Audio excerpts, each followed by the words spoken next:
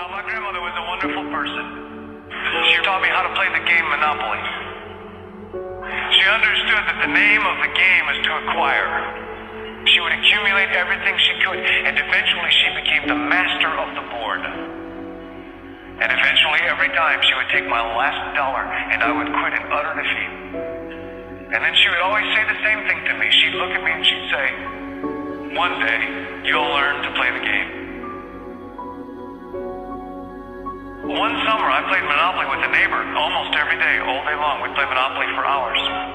And that summer, I learned to play the game. I came to understand the only way to win is to make a total commitment to acquisition. I came to understand that money and possessions, that's the way that you keep score. And by the end of that summer, I was more ruthless than my grandmother. I was ready to bend the rules if I had to win that game. And I sat down with her to play that fall. I took everything she had. I destroyed her financially and psychologically. I watched her give her last dollar and quit in utter defeat. And then she had one more thing to teach me. Then she said, "Now it all goes back in the box."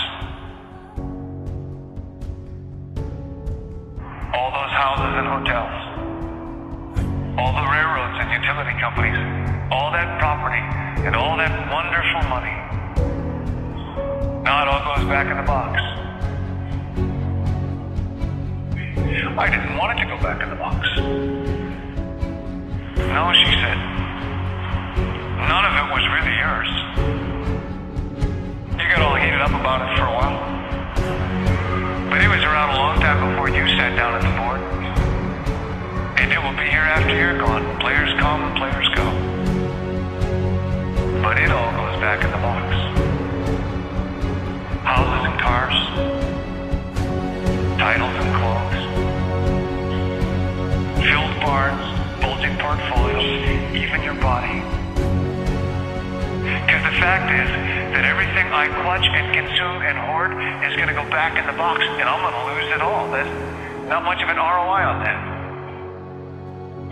You have to ask yourself, when you finally get the ultimate promotion, when you've made the ultimate purchase, when you buy the ultimate home, when you have stored up financial security and climbed the ladder of success to the highest rung you can possibly climb it, and the thrill wears off, and it will wear off,